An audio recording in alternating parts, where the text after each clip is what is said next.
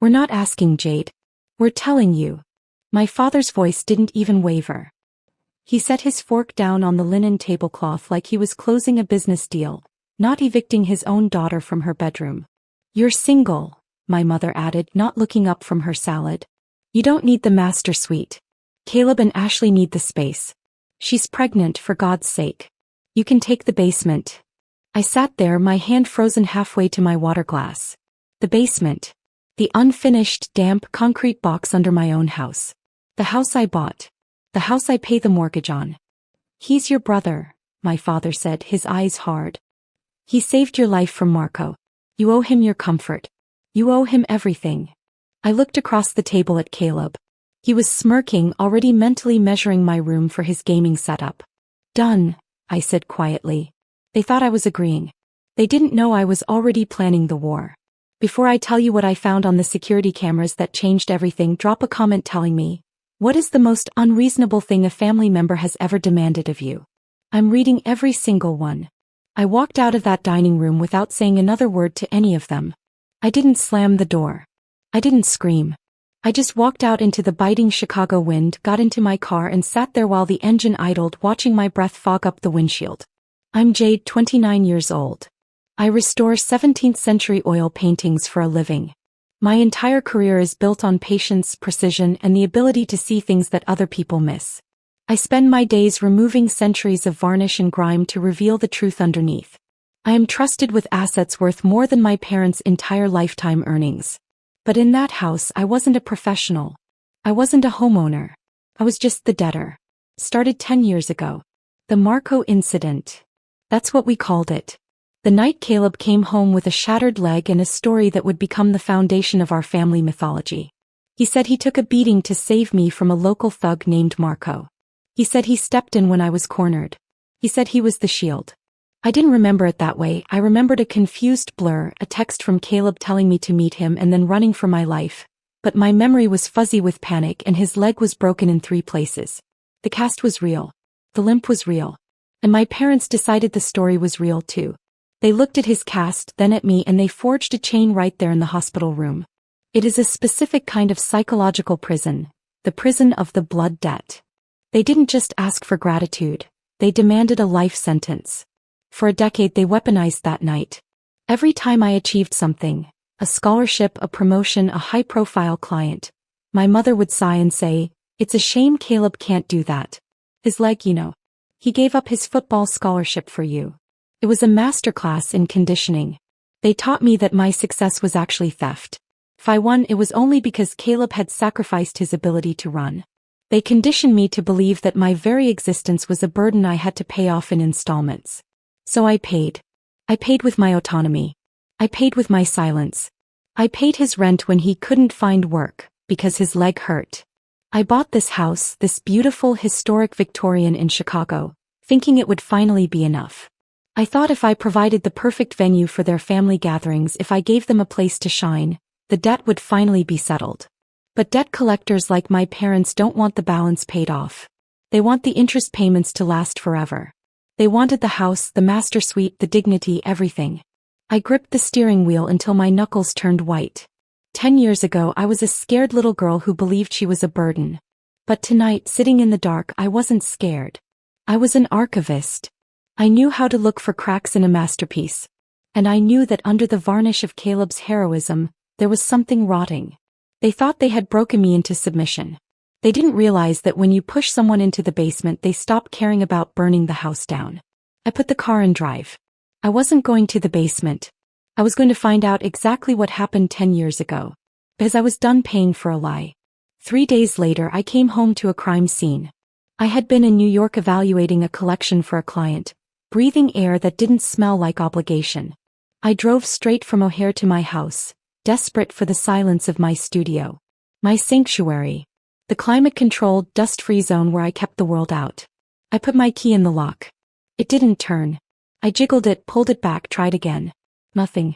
It felt gritty, like someone had forced the wrong key in and twisted until the tumblers screamed. A cold spike of adrenaline hit my stomach. I walked around to the back, to the garden entrance. That door was unlocked.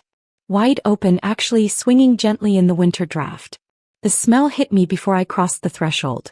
It was a thick, cloying mix of stale beer, cheap weed, and something burning. My stomach turned. I walked into the hallway, my heels clicking on the hardwood, echoing too loudly. The living room was a disaster. Pizza boxes, overturned chairs. But I didn't care about the furniture. I ran to the studio. The double doors were propped open with one of my antique busts. I stopped. My breath caught in a throat that felt suddenly too tight to swallow.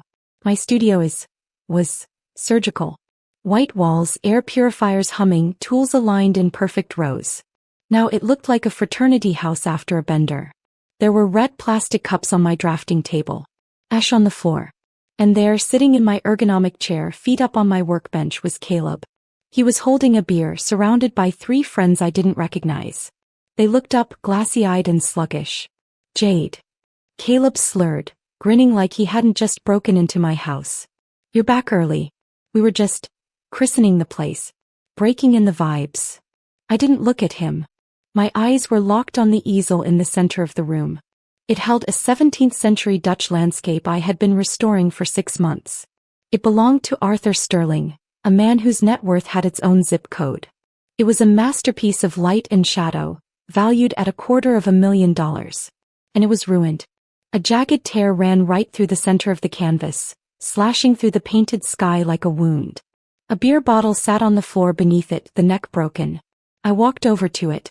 My hands were shaking, not with fear but with a rage so cold it felt like hypothermia.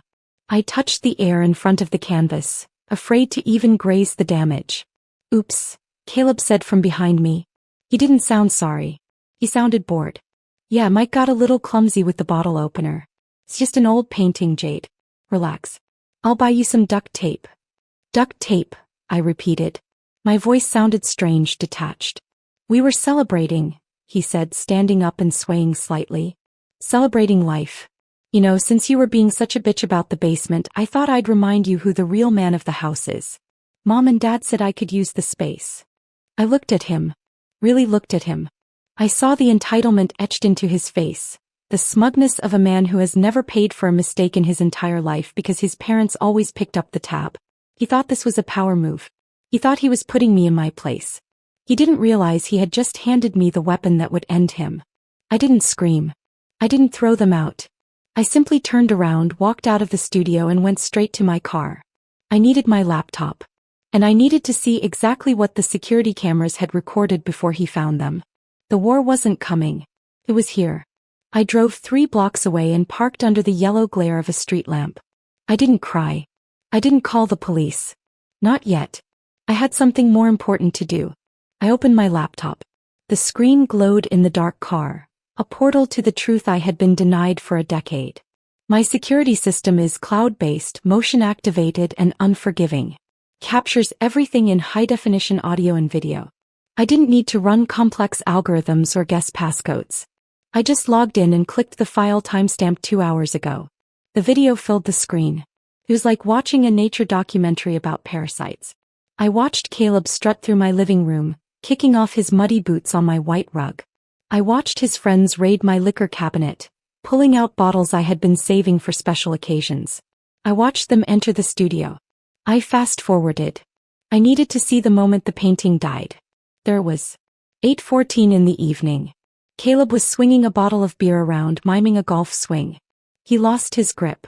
The bottle flew, smashing into the canvas. He didn't gasp. He didn't freeze. He laughed. A wet, ugly sound. Strike, one of his friends yelled. But that wasn't the part that stopped my heart. It was what happened 10 minutes later. They were sitting on the floor, surrounded by the wreckage of my work.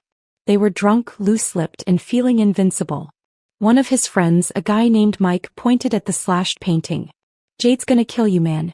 Seriously. That looks expensive. Caleb took a long drag from a joint and exhaled smoke toward my ceiling. She won't do anything. He can't. She owes me. Still riding that train? Mike asked. That was, 10 years ago? The gift that keeps on giving, Caleb said, grinning. Best broken leg I ever had. I leaned closer to the screen. The air in the car felt suddenly thin. I still can't believe you pulled that off, Mike laughed. Marco wanted his money and you offered him your sister? That's cold, bro. It was business, Caleb said, and his voice was so casual it made my skin crawl. I owed Marco $5,000. I told him he could have Jade for an hour to square the debt. I lured her to the warehouse. It was perfect. I stopped breathing. The memory flashed in my mind. The warehouse, Caleb texting me to come help him, the shadows, the fear. But the little bitch ran, Caleb continued, shaking his head. She bolted before Marco even saw her. I panicked. I tried to run after her, slipped on that patch of black ice near the loading dock and snap. Bone through the skin. And you told your parents Marco beat you up saving her? I told them I took a tire iron for her, Caleb smirked. I told them I was a hero. And they bought it. Hook, line, and sinker. Dad looked at me like I was Captain America. Jade looked at me like she wanted to die from guilt. I knew right then. I owned her. 10 years, Mike. 10 years of rent, bills, and now this house. All because I tripped on some ice. He laughed again, raising his beer to the camera he didn't know was watching. To the ice. I paused the video. The silence in my car was absolute. For 10 years I had carried a mountain of guilt on my back. I had let it crush my dreams, my finances, and my self-worth. I had believed I was the reason he walked with a limp. I had believed I was a burden he had paid for in blood. But there was no blood debt. There was only a failed transaction. He hadn't saved me. He had tried to sell me. I looked at his face on the screen, frozen in a pixelated gloat. The sadness vanished. The grief evaporated. In their place, a cold, crystalline clarity settled over me. I wasn't a debtor anymore. I was the creditor. And it was time to collect. I saved the file. Then I copied it to 3 different drives. I closed the laptop, put the car in gear, and drove back toward the city lights. I had a dinner reservation to crash. The Legacy Club smells like old leather, cigar smoke, and desperate social climbing. It's the kind of place where the carpet is older than the country and silence is considered a virtue. My parents love it here. It makes them feel important. I walked into the private dining room they had booked. They were already seated, a tableau of manufactured dignity. My father, Richard, was swirling a glass of scotch. My mother, Susan, was adjusting her pearls, looking pained. And Caleb, my tormentor, my hero, was stuffing his face with bread, looking entirely too comfortable for a man who had just committed a felony. The most important person in the room wasn't at our table. 2 tables away sat Arthur Sterling, the billionaire client whose painting Caleb destroyed, quietly reading a report. I'd texted him earlier with one line: "The vandal will be at the Legacy Club at 8. If you want justice, be there." He gave me a small nod as I passed. That was enough. At dinner, my parents dismissed the destruction as an accident and demanded I file a false insurance claim to protect Caleb. He even smirked, insisting I handle it before the owner came after him. Calmly, I stood, tapped my glass, and projected a video onto the club's main screen. The room froze as footage played. Caleb drunk, destroying the painting, then confessing he'd sold me to settle a debt. The silence afterward was suffocating. Caleb panicked, shouting it was fake, but I revealed the evidence was authenticated and the police were already on their way. Officers entered as my mother tried to block them. That's when she struck back, boasting she'd impersonated me to cancel my insurance retroactively. No coverage, she said. I was bankrupt. Then Arthur Sterling stood beside me and calmly explained subrogation. His insurer would pay him, then sue the vandal, and anyone who helped cover it up. My parents had just confessed to fraud in front of police and witnesses. Within days, Global Zurich froze their assets. They lost their house, savings, and pensions. Caleb took a plea deal and went to prison. His family left him. I restored the painting myself. 4 months of microscopic work. When I unveiled it, Sterling called it flawless and paid me more than I'd ever earned.